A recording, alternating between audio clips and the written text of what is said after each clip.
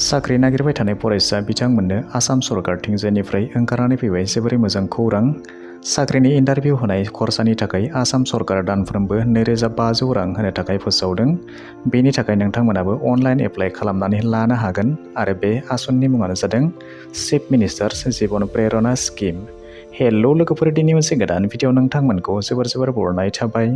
फैदो बिदिब्ला आसननि सोमोन्दै नोंथांमोननो आबुङै फोरमायनानै होदिनि माबोरै एप्लाइ खालामनांगोन, माब्ला मोनगोन, सोलोंथाया मा नांगोन, गासैखौबो आबुङै फारि जायफोर फरायसा बिथांमोना 2025 थामहिनबा देग्लायनि बोसोराव फ्रेश ग्रेजुवेट कमप्लिट खालामनानै साख्रि नागिरनो सानो, कम्पिटिटिभ एग्जामनि थाखाय प्रिपारेसन खालामनो सानो आरो सेल्फ एमप्लयमेन्टनि थाखाय गावखौ सुंथानो सानो, बैसोर बायदि फरायसा बिथांमोना बेनि थाखाय एप्लाइ खालामनो हागोन। बेनि थाखाय दानसेयाव 2500 राङै 12 दान होनाय जागोन होननानै बुंदों।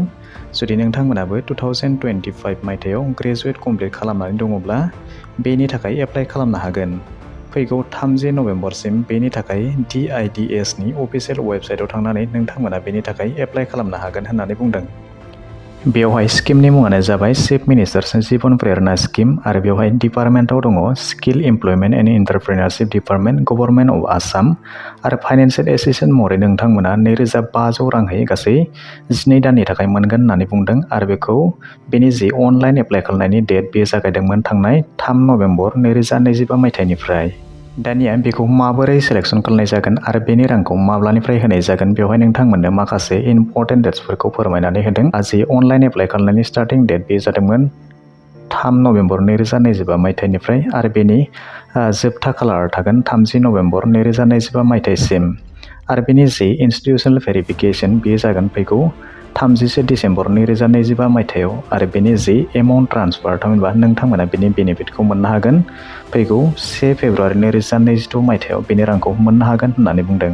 स' बिदिब्ला दिनैनि भिडिअ बेखिनियानोसै। आसा खालामो नोंथांमोना भिडिअखौ नायनानै गासैखौबो बुजिबाय जानांगौ आरो जुदि मोजां मोनबायब्ला मोनसे लाइक खालामनानै होदो आरो जुदि मायाबाफोर सोंनो थाबावबायब्ला कमेन्ट खालामनानै फोरमायहरनो हागोन आरो जुदि नोंथाङा चेनेलाव गोदानै नायगासिनो दङब्ला अन्नानै चेनेलखौ साबस्क्राइब खालामनानै होनो थाखायबो दाबावहरदो।